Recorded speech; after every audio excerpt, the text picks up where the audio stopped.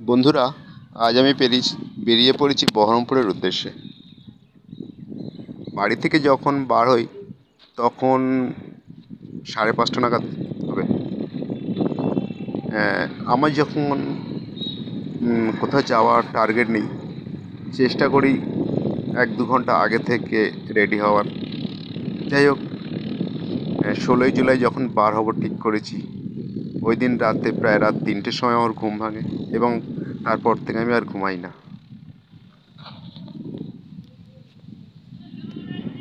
কারণ আমার সত্যি কথা বলতে, কোথাও যাওয়ার যদি ইচ্ছা থাকে, আমার সেইভাবে আর ভালোভাবে ঘুম হয় না। জানি না কীভাবে আমার ঘুম ভেঙেও যায়।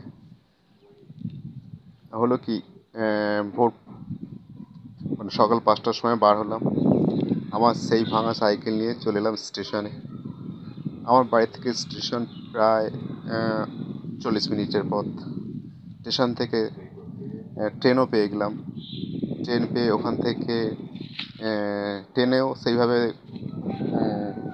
বসার সিট পেলাম না, দাঁড়িয়ে দাঁড়িয়ে চলে এলাম পুরো শিয়ালদায়। শিয়ালদাতে অনেকক্ষণ দাঁড়াতে হয়েছে। দাঁড়ানোর পর প্রায় 7:55 একটা গাড়ি ছিল, ওই গাড়িটা লালগোলা যাওয়ার। উঠে পড়লাম গাড়িতে এবং মনের মতন একটা সিটও পেয়ে গেলাম। লক্ষ্য আমার বহরমপুর। বহরমপুর থেকে আরও কিছুটা যেতে হবে। যাই হোক, গাড়িতে উঠে বসলাম, ভালো তো মনের মতো সিটও পেয়ে গেলাম। চলছে গাড়ি, দেখতে দেখতে যাচ্ছি, খুব ভালোই লাগছে।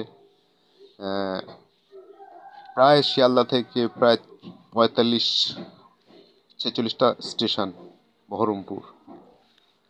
আমি ট্রেনে উঠে বসলাম, যাচ্ছি মজায়, মনের মতো সিটও পেয়ে গেলাম। খুব ভালোই লাগছিল। একটা বেশ রোমাঞ্চকর ব্যাপার। আর সত্যি কথা বলতে, ঐতিহাসিক স্থানগুলোতে যেতে আমার খুবই ভালো লাগে। আর একটা কথা বলে রাখি বন্ধুরা, আমি যেখানে যাই একাই যাই। কারণ আমি যেসব জায়গাগুলো যাই, অন্যরা সঙ্গে থাকলে তারা বোরিং হয়, যার জন্য আমি একাই বেরিয়ে পড়ি। খুব ভালো লাগে। যাই হোক, আমি ট্রেনে বসলাম, ট্রেন চলছে। কৃষ্ণনগর স্টেশন পার হই যখন, তখন কিন্তু আমার খুব একটা খারাপ লেগে গেল। তার কারণ হচ্ছে কি, আকাশের ওয়েদারটা এত খারাপ ছিল। আমি ভাবছিলাম ভিডিওটা কিভাবে কি করব, এটা নিয়ে আমার একটা সংশয় ছিল। খুব ভালো ভিডিও হতো না যদি এরকম ওয়েদার থাকে। যাই হোক, বহরমপুর যখন এলাম তখন কিন্তু আকাশ পুরো পরিষ্কার পরিচ্ছন্ন হয়ে গেছে। বহরমপুর থেকে একটা অটো নিলাম, আর 10 মিনিটের পথ চলে এলাম লালদিঘি বলে একটা জায়গায়। লালদিঘি নেমে ওখান থেকে 2 মিনিট হেঁটে চলে এলাম গির্জার মোড়। গির্জার মোড় থেকে বাস, টেকার এগুলো পাওয়া যায়। বাস তাও অ্যাভেলেবেল নয়, তার একটা সময়সীমা আছে। হ্যাঁ, যাই হোক, আমি বাসের টিকিট কেটে নিলাম। 20 টাকা নিল টিকিট। বাসে চেপে বসার প্রায় 20 মিনিট পর বাস ছাড়লো।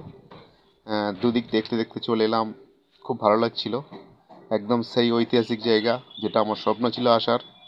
চলে এলাম সেই আমার লক্ষ্য, সেই আমার ভালো লাগার জায়গা, কর্ণ সুবর্ণ বলে একটি জায়গা, যেটা আগেকার রাজরাজারা তৈরি করে গিয়েছিল।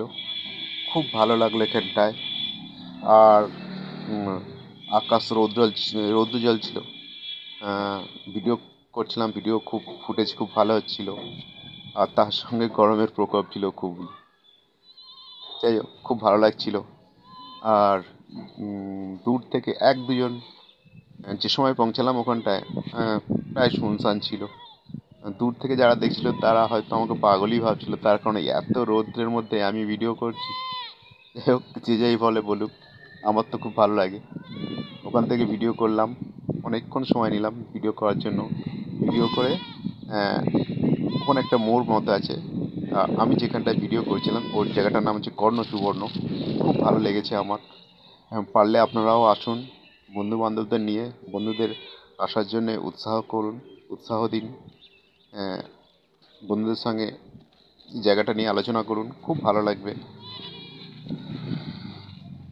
আর আমার ভিডিও করার পর ওই মোড়টাতে আমি গাড়ির জন্য অপেক্ষা করছিলাম।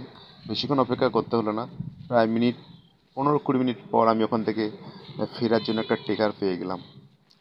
আর আরেকটা কথা বলে রাখি, হ্যাঁ, হ্যাঁ, এই যে কর্ণ সুবর্ণ এরা এখানটায় আরেকটা নাম আছে, সেটা হচ্ছে যদুপুর বলে এই জায়গাটার নাম।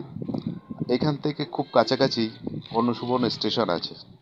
আপনারা পারলে স্টেশন থেকে কোনোভাবে জেনে নিয়ে ফিরতে পারেন বা আসার জন্য এই স্টেশনে নামতে পারেন। শিয়ালদা থেকে ডাইরেক্ট গাড়িও আছে কর্ণ সুবর্ণ বলে এই জায়গাতে আসার জন্য, তবে সেটা অ্যাভেলেবেল নয়। যাই হোক, ওখানে আমি অনেকক্ষণ সময় দিলাম, ভিডিও করলাম। ফেরার সময় টেকার পেয়ে গেলাম। টেকারের ঠিক সময় মতন 20 মিনিট পর টেকার পেয়ে গেলাম। টেকার করে চলে এলাম সেই গির্জার মোড়। গির্জার মোড় থেকে আবার লালদিঘি, লালদিঘি থেকে আবার চলে এলাম বহরমপুর স্টেশন। ওখান থেকে হালকা কিছু খেয়ে নিলাম ফেরার সময়। যাওয়ার সময় বিশেষ কিছু খাইনি। খেয়ে নেওয়ার পর একদম ঠিক সময় মতো আমি ফেরার জন্য ট্রেনও পেয়ে গেলাম।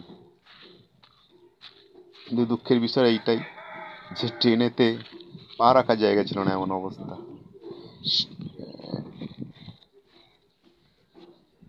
বহরমপুর থেকে শিয়ালদা পর্যন্ত টানা আমি দাঁড়িয়ে দাঁড়িয়ে এসেছি, টানা 5 ঘন্টা। এত কষ্ট মনে হয় আমি আর জীবন কখনো করেছি বলে মনে পড়ছে না। যাই হোক, খুব ভালো লাগলো। ওখান থেকে ট্রেন পেয়ে গেলাম। ট্রেনে দাঁড়িয়ে দাঁড়িয়ে পুরো আসতে হলো এটা। আর শিয়ালদায় নামার পর ওখান থেকেও খুব বেশিক্ষণ দেরি করতে হলো না। আমি আমার গন্তব্য স্থানে জায়গার জন্য ট্রেন পেয়ে গেলাম এবং সময় মতো ফেরার জন্য সব রকমই গাড়ি আমি ঠিক সময় মতো পেয়ে গেলাম। আপনারাও আসুন, ভালো লাগবে খুব। আর কি বলবো, কিছু বলার নেই, রাখি, আবার পরে কথা হবে।